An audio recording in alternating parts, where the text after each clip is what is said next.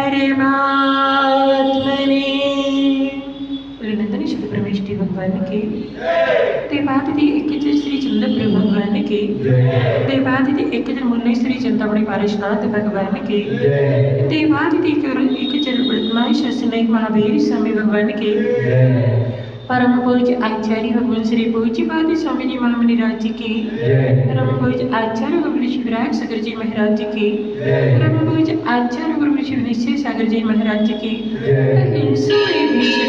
धर्म की परम पूज्य बादशाह मोंटेश्वर मुनि श्री ईश्वर संस्कार सागर जी महाराज की धर्म प्रयुक्त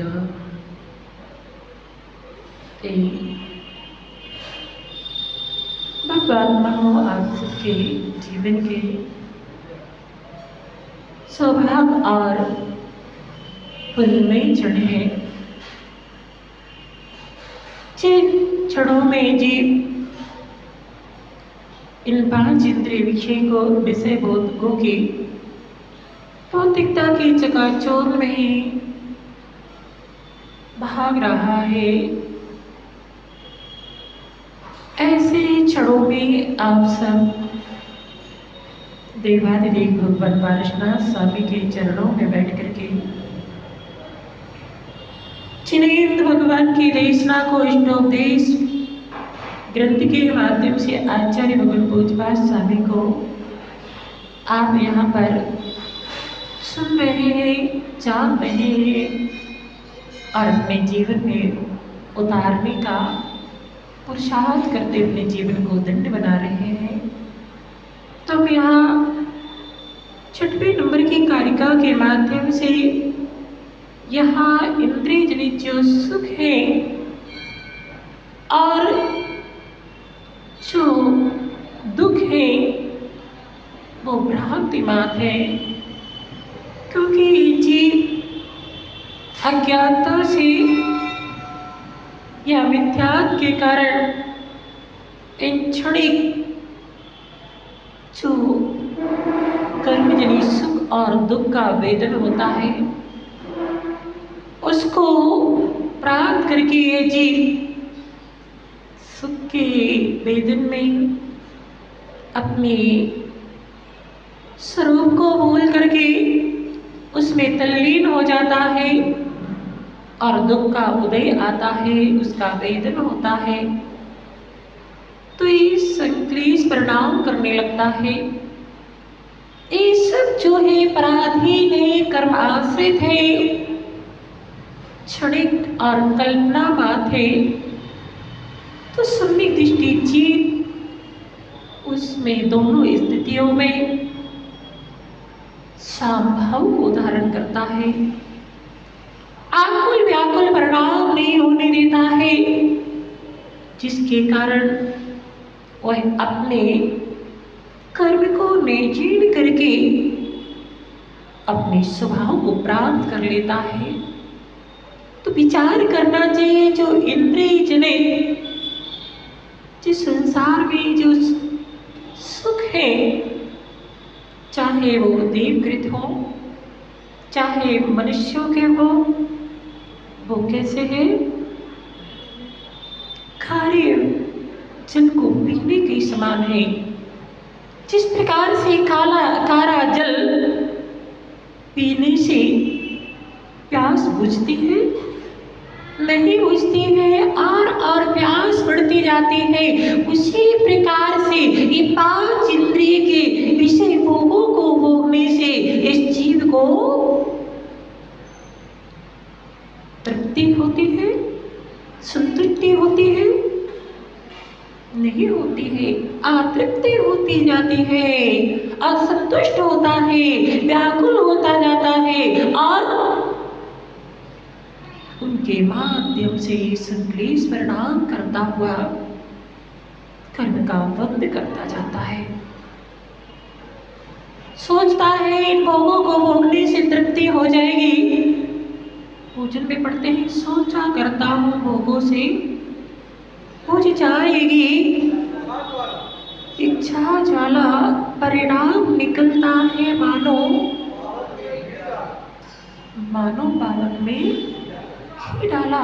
जैसे अग्नि में घी को डालने से अग्नि का समन नहीं होता है, वृद्धि होती है, ऐसे 5 इंद्रिय विषयों को भोगने से तृप्ति नहीं होती है और इच्छाएं बढ़ती जाती हैं।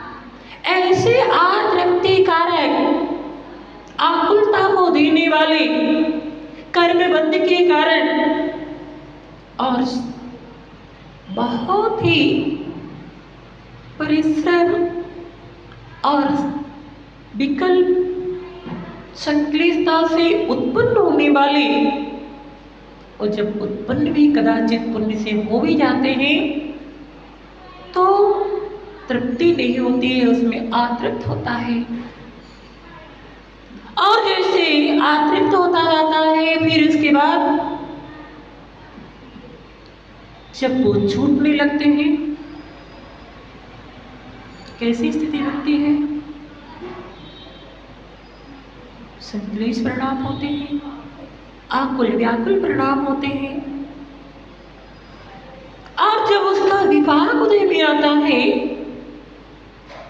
तो भी दुख रूप से आता है। विचार करो, जिन इंद्रिय विषयों के पीछे हम दौड़ रहे हैं, जिन इंद्रिय विषयों के पीछे हम अपने आत्मा को दुर्गति का मार्ग बना रहे हैं। जिन इंद्रिय विषयों के पीछे हम अपना आदि से संसार में भटक रहे हैं, दुखों को प्राप्त कर रहे हैं, अपनी स्वभाव को प्राप्त नहीं कर पा रहे। ऐसे इंद्रिय विषय भोग कैसे हैं? भोग बुरे भोग रोग बढ़ावे। मेरा भावना पढ़ते, भोग बुरे भव रोग बढ़ावे, बेरी है जग जी के, बेरस होए विपाक समय यदि सेवत लागे के पंचनामी चक्रवर्ती। इन भोगों के ऊपर प्रकाश डालते हुए क्या कह रहे हैं? बहुत रोग बढ़ाने वाले आत्म संसार में जो वृद्धि कर रहा है, अगर भोगों से तृप्त हो गया होता, अगर भोगों के प्रति उदासीन हो गया होता, भोगों की चाह न रखता, भोगों को भोगने का पुरुषार्थ न करता, तो कब का ये जीव कर्मों से मुक्त होकर के अतीन्द्रिय भोग का एक भोग करता। ये भोगों को बढ़ा रहा है किसके कारण? भोगों के कारण। कोई से भी इंद्रिय के भोगों, चाहे स्पर्श रचना घ्राण चक्षु ज्ञान इंद्रिय के भोगों, ये कभी इस जीव को संतुष्टि देने वाले हुए हैं? कभी जीव इनसे संतुष्ट हुआ है? वह है अगर कभी कोई संतुष्ट हुआ हो, कोई उदाहरण हो, इतना हमने शास्त्रों का स्वाध्याय किया, इतने प्रवचन आदि को सुना, इतने हमारे सामने जीव जो है हुए हैं, अगर कोई उदाहरण हो कि जो कभी तृप्त हुआ हो? कभी नहीं हुआ। ज्यों ज्यों भोग संयोग मनोहर, मन वांछित जन पावे, तृष्णा नागे त्यों त्यों डंके,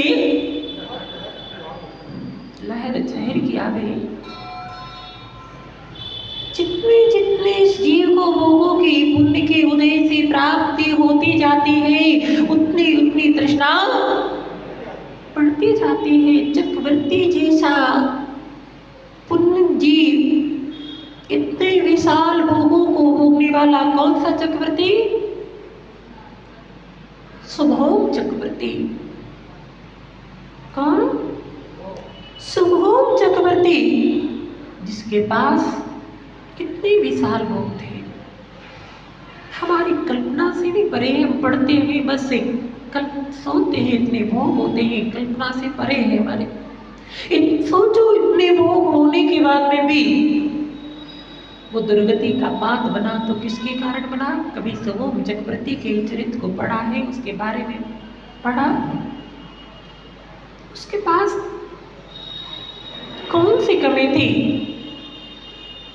ठीक है, फिर भी देखो तृष्णा की, लालसा की, उसे परिणाम की स्थिति को,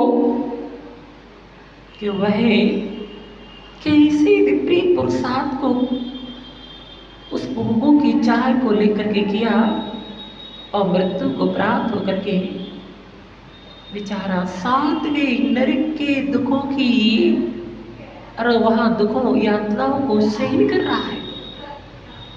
मां एक कौन सी इंद्रिय?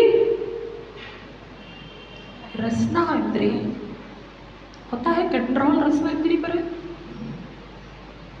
आज रसना इंद्रिय ने जो चाह की और आपने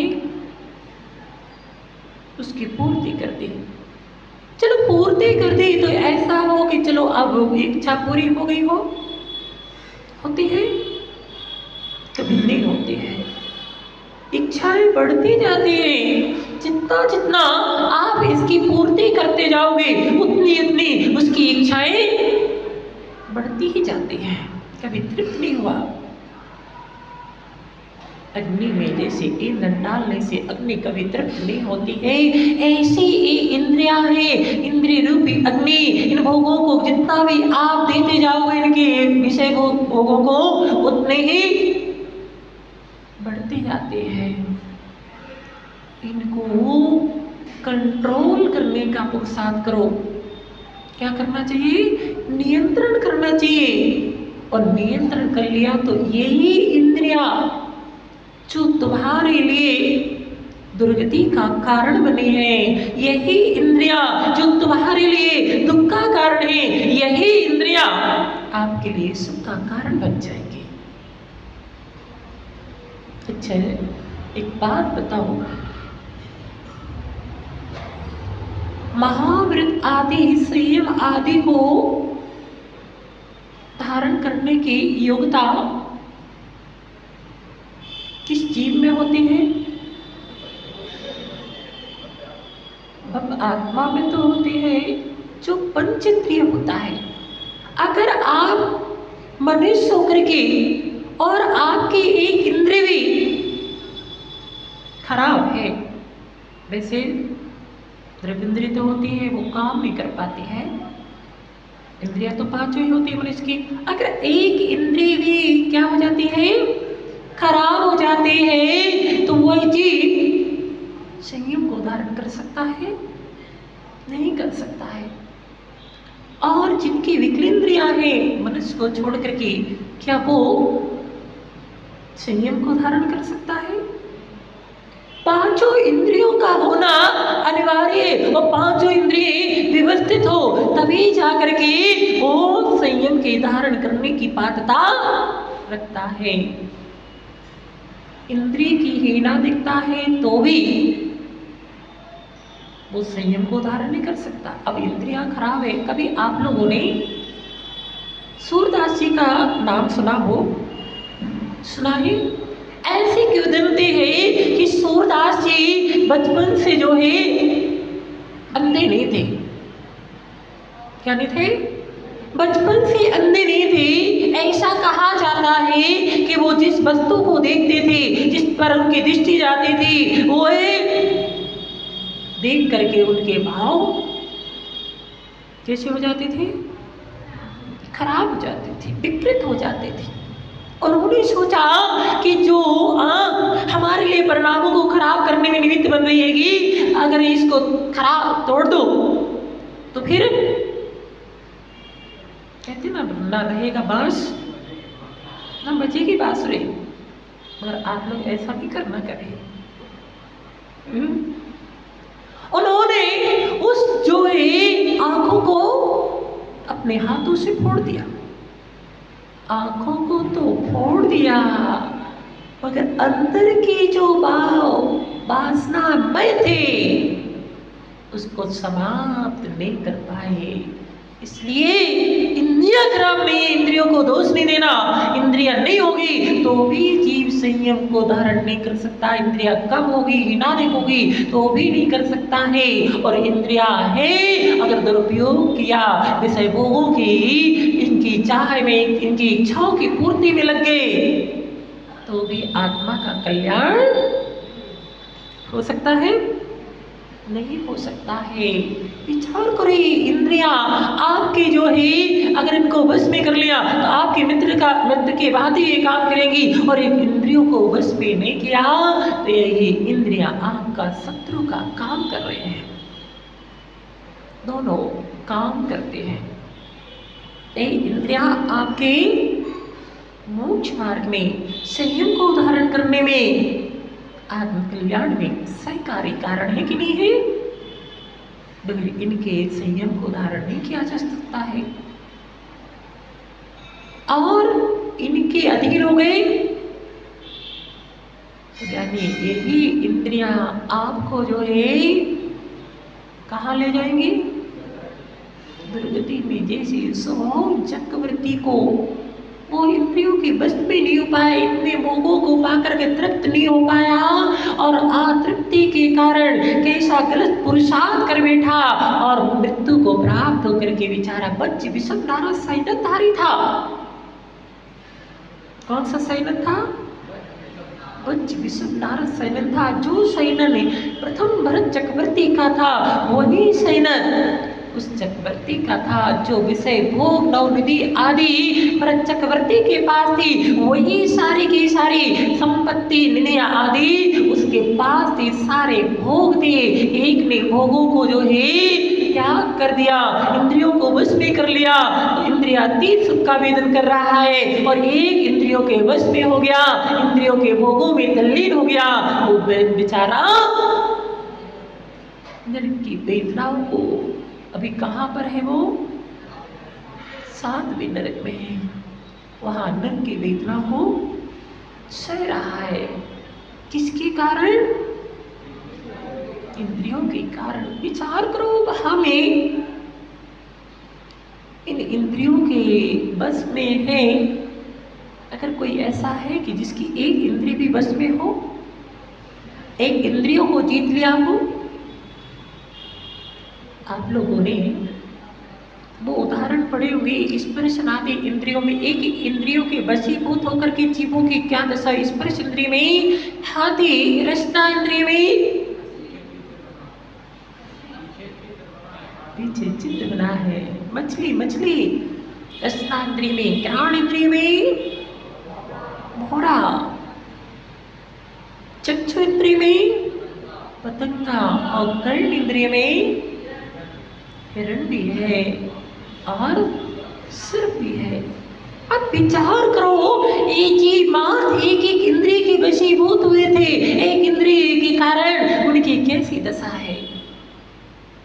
और आप सब तो, अगर है कोई के एक इंद्रिय का, चलो अब हमने विषय का त्याग कर दिया, एक इंद्रिय को कंट्रोल कर लिया, है कोई ऐसा जिसने मां एक इंद्रिय को भी कंट्रोल कर लिया हो?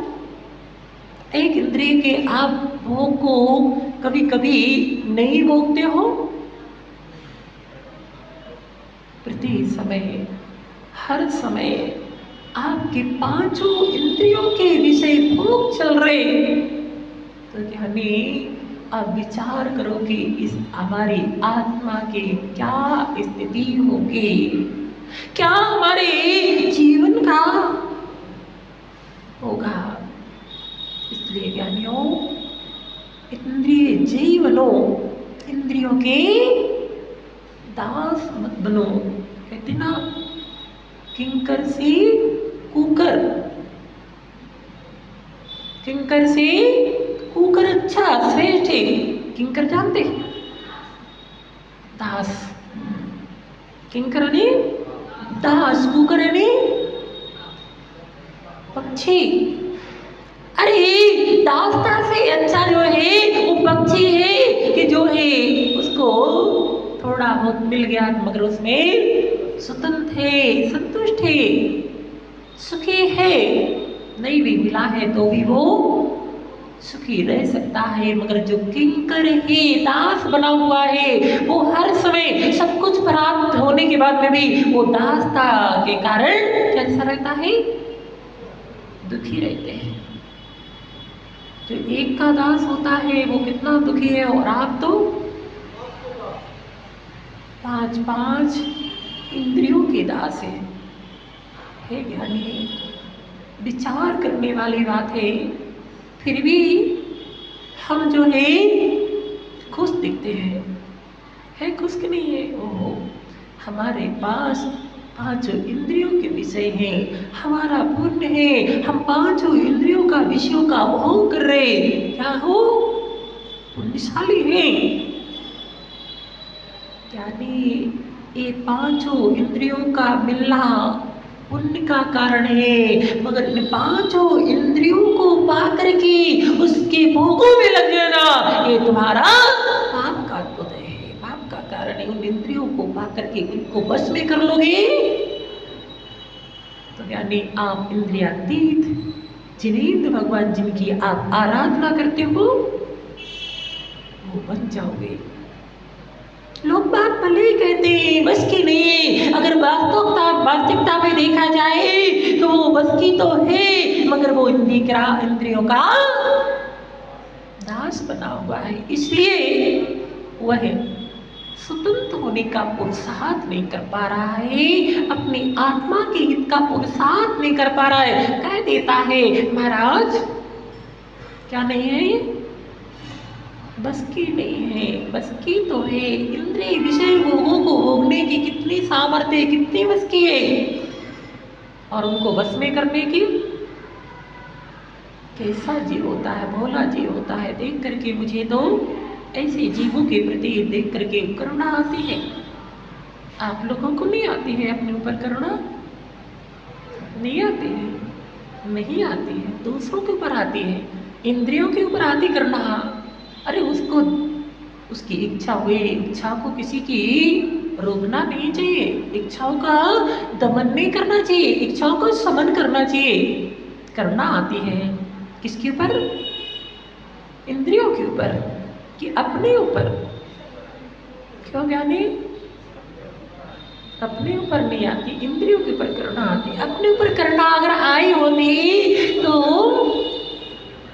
यहाँ बैठे होते, जो पुरुषार्थ चल रहा है वो पुरुषार्थ चल रहा होता।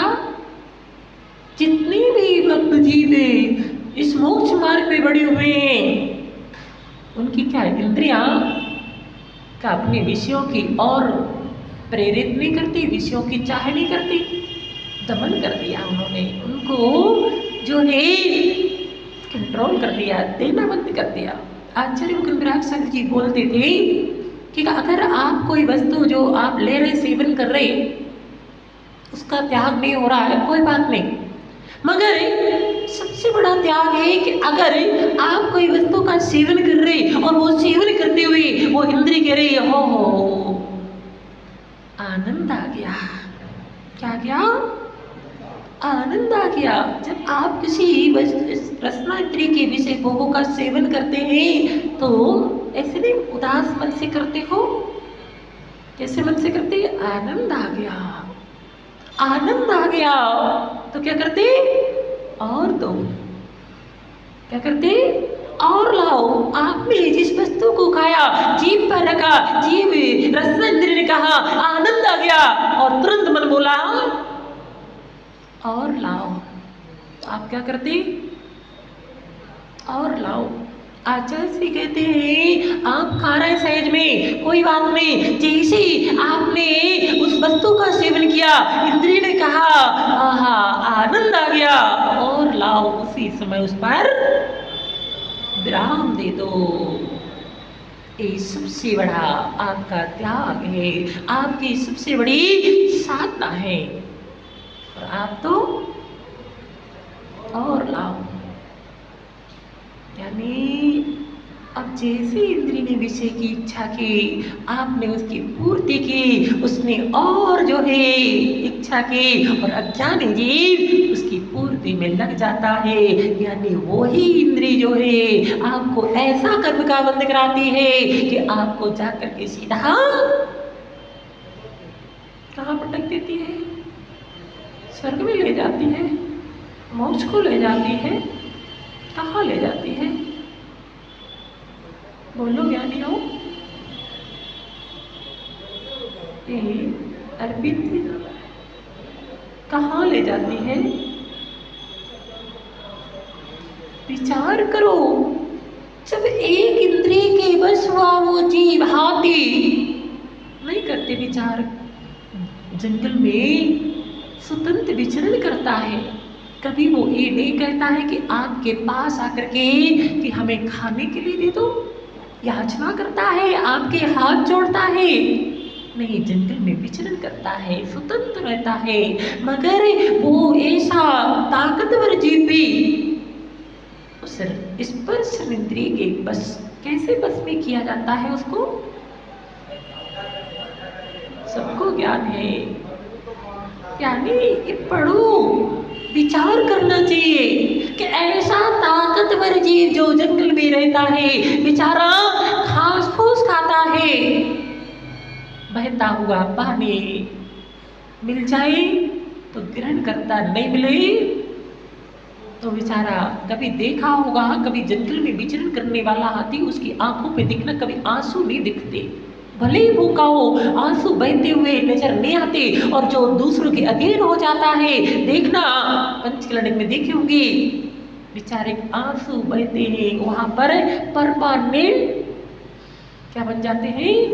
निशान बन जाते हैं। अपराधी में कितना दुख है, उसको कितना खाने के लिए भी दिया जाता है, कितने उसकी सेवा करने वाले लगे हुए, फिर भी वो दुखी रहता है। किसके कारण? वो बार बार स्मरण करता है। किसके कारण दुखी होता है? वो बार बार संगीत स्मरण करता है। हम अगर स्पर्श इंद्रियों को जीत लेते, इसके बस में नहीं होते, तो जंगल में स्वतंत्रता के साथ विचरण कर रहे थे, और आज पराधीन बने हुए हैं। कोई उसके ऊपर बैठा है, कोई अंकुश लगा रहा है, कोई कुछ उसके लिए कर रहा है, बेचारा पराधीन होगा। भूख के कारण दुखी नहीं रहता है, पीड़ा के कारण दुखी नहीं रहता है, पराधीनता के कारण दुखी होता है, और आंख से निरंतर आंसू की धारा बहती रहती है। मात्र एक स्पर्शन इंद्रिय के बस होने के कारण उसकी ये दुर्दशा बनी हुई है। आप लोगों से कहा जाता है कि आप कुछ समय के लिए संयम का पालन करो।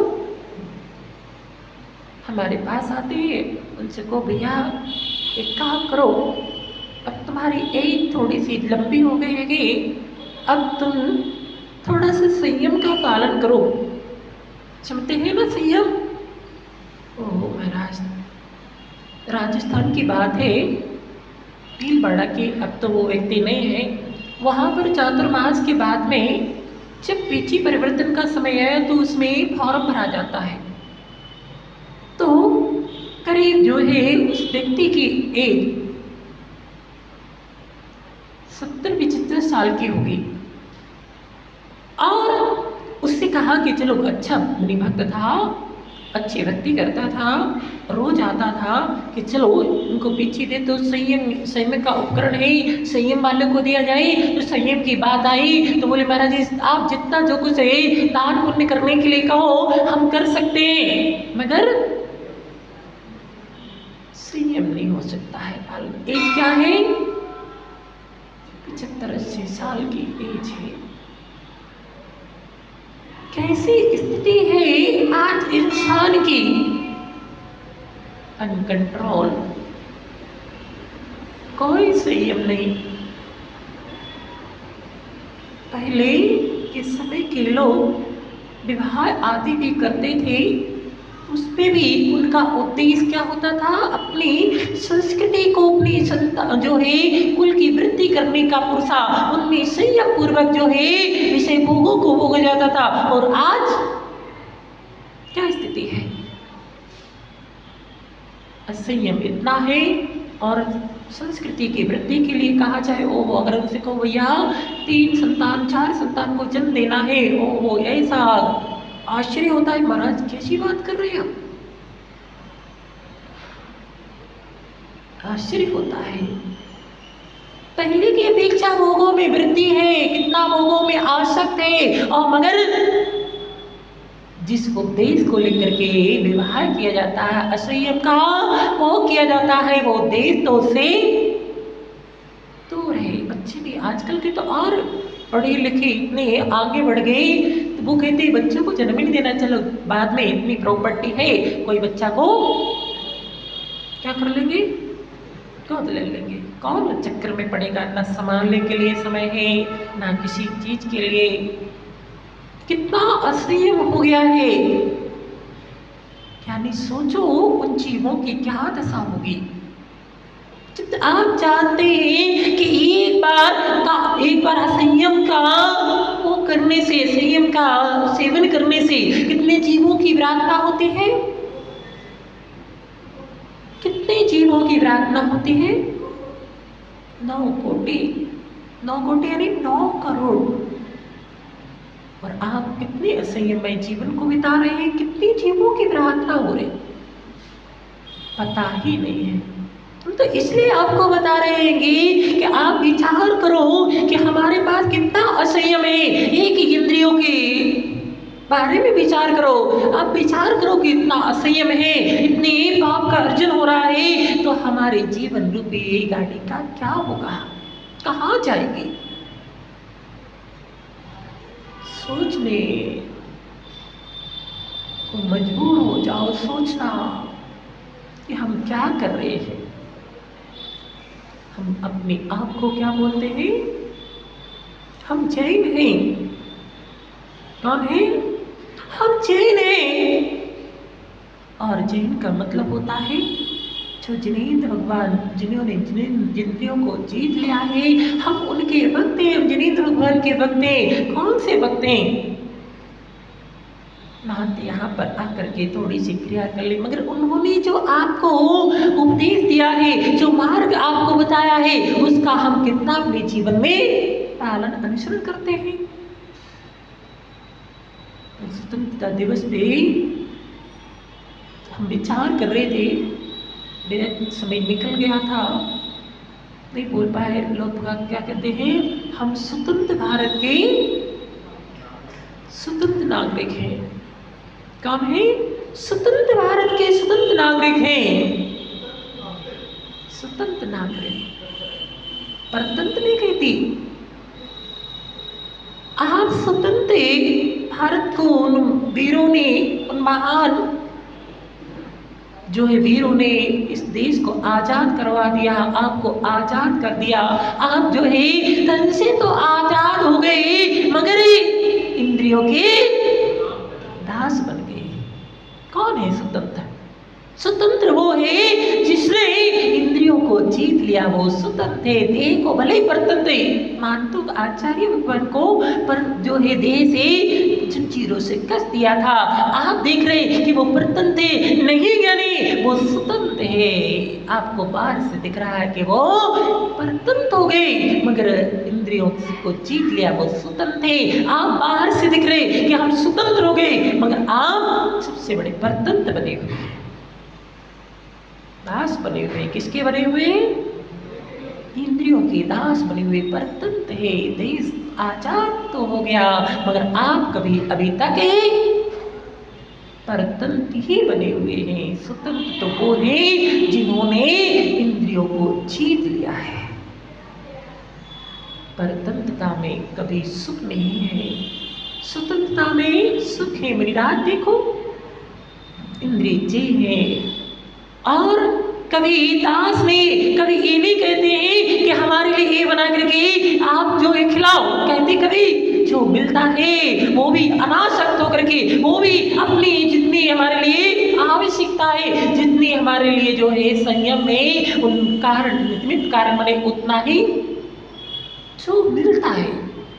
अगर वो साधु नहीं है जो ये कहता है कि आप हमारे लिए ये बना करके देखो, कहते कभी। और आपकी स्थिति क्या बनी हुई? अगर आपको जो है भोजन मिला और भोजन में आपके मन का नहीं मिला, तो उसमें आप अपने परिणामों को देखना, क्या परिणामों की स्थिति होती है। अगर भोजन में नमक नहीं है, भोजन बहुत अच्छा बना हुआ है, अगर उसमें नमक नहीं है तो भोजन कैसा लगता है? मिट्टी सा लगता है, गुस्सा आ जाते हैं, चेहरा देखने लायक होता है। उस समय आपकी क्या स्थिति होती है वो देखने लायक। क्यों ऐसी स्थिति बनी हुई? क्योंकि आप इंद्रिय के दास बने हुए, उस इंद्रिय के अनुकूल सामग्री नहीं मिली, तो आप अपने स्वभाव को भूल करके रसायन विभाव परिणामों में चले जाते हैं। उसके माध्यम से कितना कर्म का बंद कर लेते हैं। ज्ञानियों, क्या स्थिति बनी हुई है? ऐसे पांचों इंद्रियों के विषय में लगा लेना चाहिए। पांचों इंद्रियों में भी ऐसी ही जीव की स्थिति है जिसके कारण आज तक जो है चारों गतियों में परतंत्र होकर के, पराधीन होकर के, परवश होकर के इन वो जो है कष्टों को सहन कर रहा है, चाहता नहीं है। ऐसा कौन जीव है जो चाहता हो कि मुझे कष्ट सहज में प्राप्त हो? चाहता कोई जीव नहीं चाहता है। सब चाहते हैं हम जो है सुखी रहे, हम जो है हमारे लिए जो है किसी प्रकार की पीड़ा ना हो, फिर भी परवश हो, अति दुख पावे, परवश होकर के दुखों को उठा रहा है। कारण क्या है? क्या कारण है? इंद्रियों की दासता के कारण आप इतना पाप कर रहे हैं, आप इतना पाप का अर्जन करके अपने आप को दुखों का आपने पात्र बना लिया है। दुख कोई और नहीं देता है, दुख हमारा कर्म ही देता है, कोई नहीं देता है दूसरा। आप दूसरे को करें आप फल दे, नहीं तो उसने अपने करनी आप भरे सिर और नहीं धरता। आपका कर्म का उदय था, आप उस दुख को भोग रहे और आपने दोषी किसको ठहरा दिया? दूसरे को ठहरा दिया। यही तो अनादि से भूल चल रहे हैं। दूसरा दोषी नहीं है, दोषी आप है। आपने इंद्रियों के बस होकर के ये सारे पाप किए, कर्म का बंद किया, और कर्म का बंद किया तो उदय में आ गया, वो निमित्त बना और आप उसको दोष दे रहे, संकलेश प्रणाम कर रहे। ये संसारी इंद्रिय के बसीभूत हुए जीवों की ये दशा है। इसलिए ज्ञानियों विचार करो, इंद्रियों के दास नहीं, इंद्रियों को अपना दास बना लो, किंकर मत बनो। बहुत शक्ति है, बहुत सामर्थ्य है भोगों को भोगने की के आत्मा के कल्याण की नहीं है। अब महाराज जी ताकत नहीं बची है, भोगों को भोगने की ताकत तो है, मगर भोगों से दूर, हाँ भोगों से दूर होने की ताकत नहीं है। यानी करुणा आती है किसको? गुरुओं को करुणा आती है, मगर इन भोगियों को करुणा नहीं आती। किसके ऊपर नहीं आती है? स्वयं पर। अगर दूसरे को देखा दुख तो भले करुणा आ जाती है, मगर अपने आप पर वो करुणावान नहीं होता है कि जो अपने पर जुल्म ढाता है, अपने को परेशानी देता है, और दूसरे के ऐसा भी होता है। यही हो रहा है अज्ञानी जीवों की, यही स्थिति होती। कितना ज्ञानी है, बिल्कुल पूरा ज्ञान है। ये रट्टू तोते, कौन से तोते? रट्टू तोते की कहानी पढ़ी है कि नहीं पढ़ी? ऐसे तुम लोगों की कहानी है। जैसे रट्टू तोता होता ना, शिकारी आता है, चाल फैलाता है, दाने का लोभ दिखाता है, हमें फंसना नहीं चाहिए। और क्या है? ओह कितनी अच्छी ज्ञानी जी है। वास्तव में ऐसे ज्ञानी तो हमें कहीं नहीं मिले होंगे जैसे ज्ञानी यहाँ मिले, है ना? ज्ञानी सब जगह ऐसे ही है। पढ़िए ना, उस शिकारी क्या नाम से किसी संत को और तोतों को देख करके कि शिकारी जा करके उनको बेचारों भोले जीवों को कैसे फंसा के ले जाते हैं। पढ़िए ना कहानी। दाना डाल करके उनको दया आ गई, सोचा इनको थोड़ा पढ़ा लिखा दिया जाए जिससे फंसेंगे नहीं। उसने प्रयास किया, किसी सन्यासी ने उसको पढ़ाने के लिए, उसको उस परतंत्र होने से बचाने के लिए उसके लिए पढ़ाना शुरू किया कि जो है शिकारी आता है, दाने का लोभ दिखाता है, चाल फैलाता है, हमें फंसना नहीं चाहिए। उन्होंने प्रयास करके, संगीत है वो तोते, प्रयास करके काफ़ी समय लग गया, प्रयास करके उन तोतों को सबको पढ़ा दिया। सारे तोते पढ़ गए। सारे तोते जो है मुझसे बोलते हैं शिकारी आता है, चाल फैलाता है, दाने का लोभ दिखाता है, हमें फंसना नहीं चाहिए। उस सन्यासी ने सोचा अब हमारा प्रयास कार्यकारी हो गया। सारे तोते सीख गए। सारे तोते एक सुर में बोल रहे हैं, सारे तोते सीख गए। वो खुश हुए कि हमारा प्रयास सार्थक हो गया। एक दिन वो बैठा हुआ था, अचानक पीछे से आवाज आ रही थी। बहुत सारे तोते बोल रहे थे। क्या बोल रहे थे? बोलो ना। शिकारी आता है, चाल फैलाता है, दाने का लोभ दिखाता है, हमें फंसना नहीं चाहिए। वो खुश हो रहा था। उसने पीछे मुड़कर देखा, एक शिकारी की कंधे पर बहुत बड़ा जाल रखा हुआ है। उस जाल में अनेक तोते फंसे हुए हैं। वो क्या कह रहे? क्या बोल रहे सारे तोते? शिकारी आता है, जाल फैलाता है, खाने का लोभ दिखाता है, हमें फंसना नहीं चाहिए। जैसे ज्ञानी उसने देखा, उसके तो पैरों के तले से जमीन खिसक गई। इतना प्रयास किया उन तोतों को पढ़ाने के लिए, उनको समझाने के लिए, उनको उस जाल में फंसने से बचाने के लिए, तो बेचारे नट्टू तोते नट रहेंगे और उसी जाल में फंसे हुए। ऐसे इनभोगी संसारी जीवों की स्थिति बनी हुई, जान रहे, समझ रहे, देख रहे परिस्थितियों को, फिर भी उसी जाल में, कौन से जाल में फंसे हुए हैं? विषयों के जाल में, विषयों की चाह में, विषय भोगों की चाह में। उनको नहीं लग रहा है कि कम से कम, अब तो कम से कम हमें सावधान हो जाना चाहिए, अपने आत्मा के प्रति थोड़े सतर्क हो जाना चाहिए। नहीं लगता है?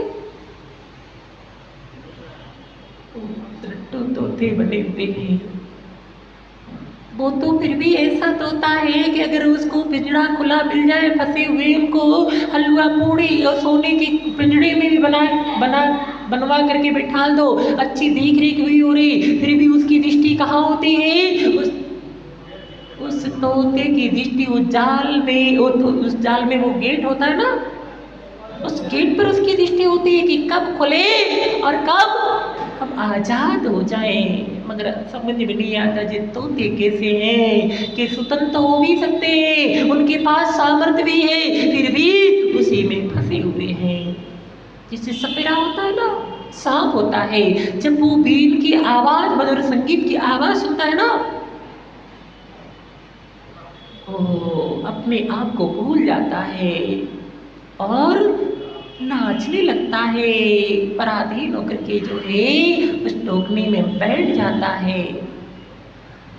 ऐसी भोगी जीवों की स्थिति बनी हुई है, इनके पराधीन होकर के विषयों के बीन में ऐसे मस्त है, इंद्रिय विषयों के बीन में, कि अपने आप को भूले हुए हैं, रट रहेंगे रट्टू तोते जैसे। अब पूछ लो दूसरों को समझाने के लिए, सबको ज्ञान है, आत्मा शुद्ध है, वो स्वतंत्र निश्चल निष्काम ज्ञाता अधिष्ठा आत्म राम। पढ़ते नहीं पढ़ते? जो मैं हूँ वह है भगवान, अंतर यही ऊपरी जान, दे विराग हम राग दान। पढ़ते कि नहीं पढ़ते? पुरुषार्थ कौन सा चल रहा है? पुरुषार्थ तो वही चल रहा है, फंसने का चल रहा है, दास्ता का चल रहा है, विषयों के अधीन बने हुए हैं और रट रहेंगे। उस रट्टू तोते में और आप में क्या अंतर है फिर? कोई अंतर नहीं है। ज्ञानी आप समझदार है, ज्ञानी है, विवेकी है, जान रहे, देख रहे, हर चीज को समझते, और फिर भी फंसे जा रहे हैं। ये ज्ञानी कितने अच्छे ज्ञानी जीव हैंगे। ज्ञानियों, समझो समय हो गया है, तो यहाँ पर आचार्य भगवान यही कह रहेंगे कि जैसे खुजली के रोगी को अपनी खुजली को खुजाने में बड़ा आनंद का अनुभव होता है, परंतु खुजाने के पश्चात उसे बड़ा दुख होता है। होता नहीं? हुई खुजली? हुई किसी को? हुई है? देखो बता रहे हैं, गर्मी बहुत ज्यादा तो अनुभव होगा। काम कीड़ा के समय बड़ा सुख प्रतीत होता है, परंतु उसके बाद शारीरिक निर्बलता से दुख प्रतीत होता है। इसी प्रकार समस्त इंद्रिय सुख भी अपने गलत समझ या संस्कार अच्छे लगते हैं, परंतु वास्तव में उसमें आत्मा को व्याकुलता ही मिलती है, कभी संतुष्ट नहीं होता है। होता है कभी? सोचा करता हूँ भोगों से उठ जाएगी अपनी ज्वाला, परिणाम निकलते हैं नहीं मानो जैसे पावक में घी डालने का तो पुरुषार्थ कर रहे, कभी नहीं हुआ है तेरे। एक कभी जितना जितना इसको भोग मिलते जाते, उसकी तृष्णा रूपी नागिन उतनी उतनी उसको डसती जाती है। है और उसके वेग ऐसा चढ़ता है कि सब कुछ जैसे सर्प डस लेता है तो सर्प का जहर चढ़ जाता है, तो वो क्या स्थिति होती है? ऐसी संसारिक भोगी जीवों की स्थिति बनी हुई है। ऐसा जहर चढ़ा हुआ है। कौन सा जहर? विषय भोगों का जहर चढ़ा हुआ है कि वो जो है कैसी उसकी दयनीय स्थिति बनी हुई है। तो व्याकुलता मिलती है, खारा पानी पीने से प्यास बुझती नहीं, उल्टे बढ़ती है। इसलिए स्वर्ग का सुख भी वास्तव में सुख नहीं है। जो सुख का बताया था वो भी कैसा है? मरते समय जब देवांगनाओं का वियोग होता है, पूछना जितनी शारीरिक पीड़ा नहीं होती है उतनी मानसिक पीड़ा उस जीव को कहा स्वर्ग में उस देव को होती है जब देवांगना का वियोग होता है। वियोग इसलिए होता है कि देवांगनाओं की आयु पल्लों में होती है और देव की आयु सागरों में होती है। एक सौधर्म इंद्र होता है, एक सौधर्म इंद्र की एक पूरी आयु पर्यंत कितनी सचिंद्रणी? 40 नील एक एक करके एक बार में एक होती है। एक बार में एक सचिव, देवियां तो अनेक होती है, हमें बताया था करोड़ों में होती है, लाखों में होती है। एक बार में एक सचिंद्राणी होती है और एक सचिंद्राणी की आयु पूर्ण हुई, वो वियोग हुआ और मनुष्य पर्याय को धारण करके वो तो कल आत्मकल्याण करके मोक्ष चली जाती है। वो सौधर्म फिर दूसरी ऐसी 40 नील सचिंद्राणी, अब देवियों की तो गिनती नहीं, 40 नील सची इंद्राणी उसके संपर्क में आकर के चली जाती है।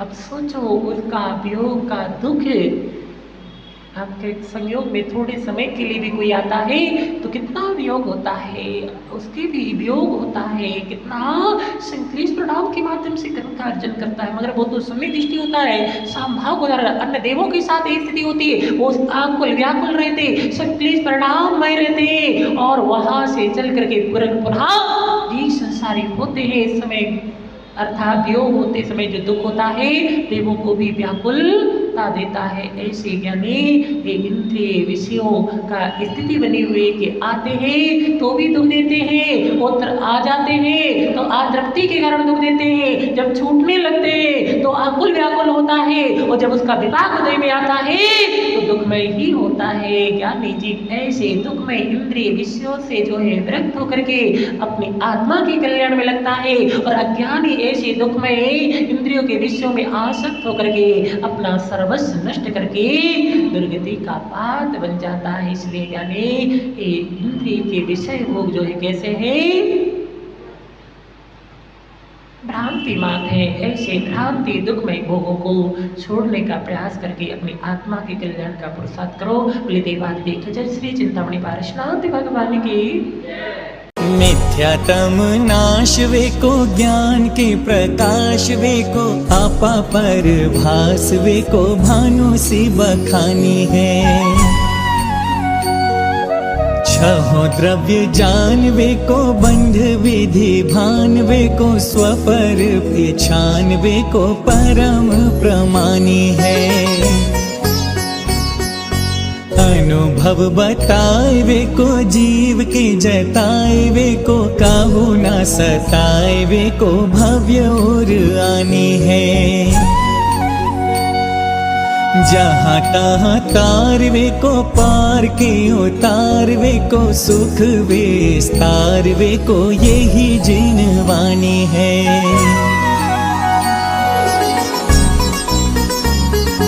हे जिनवाणी भारती तो ही जपो दिन रैन, जो तेरी शरणागह सो पावे सुख चैन। जावाणी के ज्ञान ते सूझे लोकालोक, सोवाणी मस्तक नमो सदा देत हो ढोक। सोवाणी मस्तक नमो सदा देत हो ढोक। देव भजो अरिहंत को गुरु सेवा धर्म पालो सदा, यही मोक्ष का